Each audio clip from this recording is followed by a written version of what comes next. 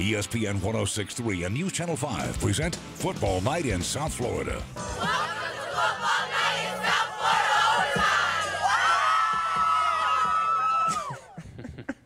overtime! Week 7 of the high school football season. Welcome to Football Night in South Florida, everyone. I'm Paxton Boyd from ESPN 106.3. And I'm Jason Pugh from ESPN 106.3. We've got a great show lined up for you tonight. We're going to show you an insane highlight reel catch from one of the top players in the area. Vero Beach extends its regular season winning streak to 50 games. But before we get to that, we got to start with the best story of the night out in Delray. Yeah, you were absolutely right about that, Paxton. What a night it was for the Atlantic Eagles, their football team, their fans, and for 7-year-old Mason Thomas, who suffers from AMC, a disease that results in decreased flexibility of his joints. Well, AMC didn't stop Mason from scoring a touchdown tonight.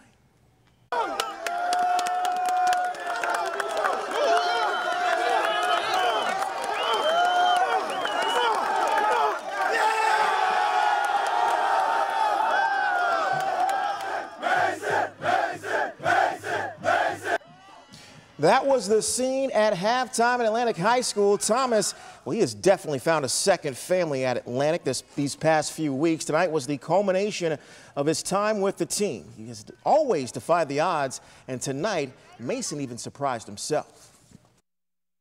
No, because there's like huge guys. They were trying to tackle me. One time there was a 3-liner, so I was like, where do I gotta go? When he was born, he couldn't walk or he wouldn't move any of his limbs. The first thing he moved was just his pinky. So to come from 6 months old moving just a pinky to being on a football field, getting a touchdown during halftime is awesome. Congratulations to Mason. As for the football game tonight, Atlantic hosting Santa Lucia's, and the Eagles, well, they started off slow in this ball game. Opening drive, Santa Lucia's goes for it on 4th and goal from the 1. Justin Ramonville keeps it and punches it in. Santa Lucia's has a 7-0 lead. That opening drive lasted nearly 8 minutes for Santa Lucia's. They get the ball back after recovering a pooch kick. Tyler Kent's going up top, but he's picked off there by Javon Jackson. Still a 7-0 game. The Eagles defense keeping them in this one. They're one of the best in the area. Second quarter, still 7-0 Santa Lucia's. Cameron Williams, he hauls in this 15-yard touchdown pass, and that would tie the game before halftime. I'm telling you, Paxton, the Eagles, they were inspired by Mason because after halftime, his halftime touchdown, they came out and scored 30 points in the second half. They would beat Santa Lucia's by a final of 37-7. David Studstill and the Palm Beach Gardens Gators with a tough home contest tonight, welcoming in Pahokee. The Blue Devils with a 14-0 advantage at halftime. Third quarter, they go to Levonsky Williams. Williams cups it up, but you know what? It's all good. He recovers his own fumble. Says, guys, I got this. They're going to repay the big man. On the goal line moments later, they hand it off to Williams yet again. Plunges in, makes it 20-0, and good player always knows where the camera is at, Pew. That's a great job knowing where the camera is. How about those biceps? Now, moments later, fourth quarter, the Gators trying to make something happen. Antonio Outler is the man to do it. Big run here, finds some space up the middle. And a few plays later, Gators, they go back to Outler. Finds the corner, and he plunges into the end zone. Almost takes me out there. But you know what? I have my head on a swivel. He finds the end zone. It wouldn't be enough, though. The Blue Devils, they hold off the Gators 25-6. That's a good shot and a good eye by you, Paxton. Thanks. Let's head out to Football Night in South Florida. Our game of the week, even the Bobcats mascot, hyped up and angry for this one. BOCA taking on Park Vista. First quarter, how about the defense from the Cobras? Cole Leslick, he comes away with the interception. He returns at 15 yards for the score. Vista is up 7-0 early. Later on in the second quarter, Vista trying to stay on top. Tyler Thomas sees Alex Hinningham. That is a touchdown. Make it 14-0 Park Vista. And after halftime now, well, Thomas, he is at it again. This time he's going to throw this ball to Bryson Clark just outside of the end zone. He runs in for the score. Make it 21-0 Park Vista. The Cobras, they go on to take this one. 24-14 was the final score. All right, the undefeated Forest Hill Falcons paying a visit to the 2-4 Jupiter Warriors tonight. Darius McClendon, QB keeper, up the middle, nice pickup. And that would lead to this. Moments later, McClendon going to hand it off, this time to Chaz Eaton. Eaton plunges into the end zone to give the Falcons a 7-0 lead early. Now we move to the second quarter. It's McClendon still giving the Warriors defense fits. This time with his legs yet again. He finds some space, goes nearly 90 yards untouched. All the way, Pew.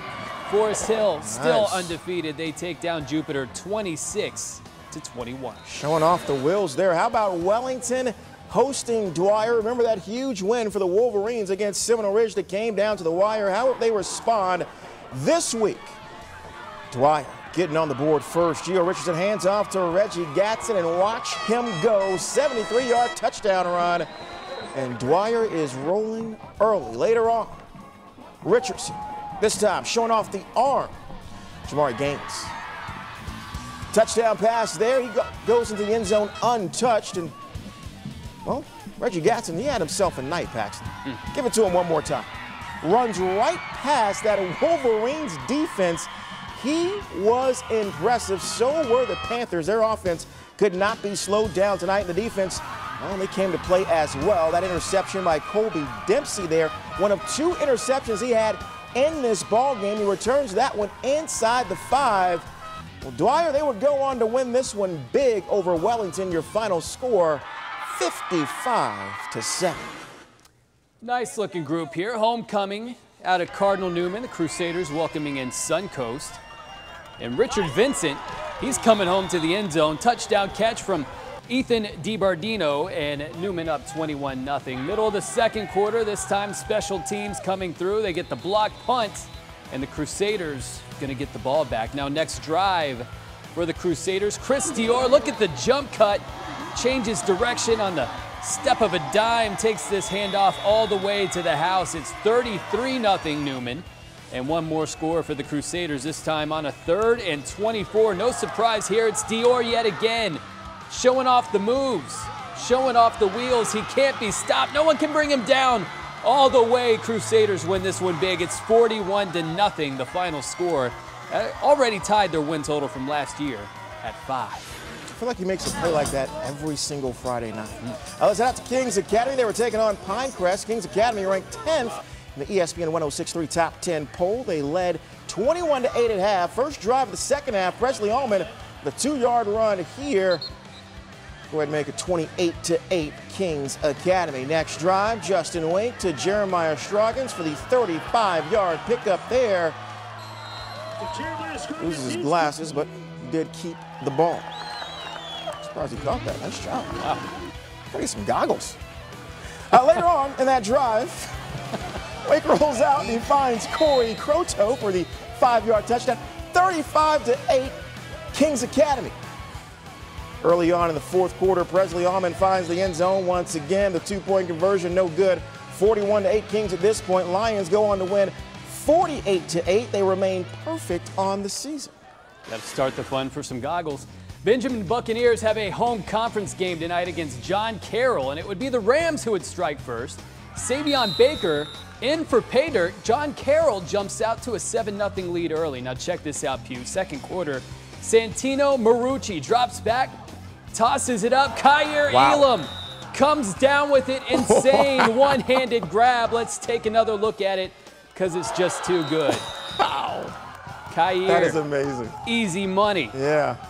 On the catch there. And that would set up this 25-yard run by Joe Labovic. The score is 19-7 Buccaneers. The Bucs go on to win this one big, 47-13. All right, some other scores from the night. Let's check out the #1 team on the ESPN Top 10 poll, Vero Beach. They went over Fort Pierce Westwood. 49-60 is the final score. That means 50 consecutive regular season wins for the Fighting Indians. Also, University, they take down American Heritage 50-14 in that ball game. So some great games tonight, some big time scores, some good games last night as well. But right now, we're going to send it over to Emily Fennell, who has the ESPN 106.3 Top 10 poll. Emily? Hey, Jason, thanks so much. You know, those are some pretty great highlights we just saw by Benjamin. I was at that game tonight, and that Elam catch was pretty impressive. Well, it's week 7 of high school football. We're a little more than halfway through the season. That means most teams are getting their rhythm and getting their flow. So let's take a look at how Week 7 ESPN 106.3 Top 10 shaped up. At number 10, we have a reappearance from Kings Academy. They hosted Pinecrest from Fort Lauderdale. They defeated the Panthers tonight 48-8.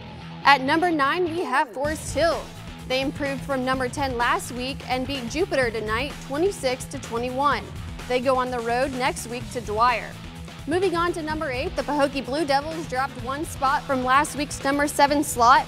Pahokee had a road win against Palm Beach Gardens tonight 25-6. Speaking of number 7, enter in the Benjamin School, the game that I was at earlier tonight. The Buccaneers moved up to 2 spots from last week. They improved to 7-0 after beating John Carroll 47-13. American Heritage held on to their number 6 slot this week. They went on the road tonight against University School in Fort Lauderdale and lost 50-14. At number 5, we have Centennial, and at number 4, we have Palm Beach Central. The two teams flip-flopped from last week. Both teams had a bye this week.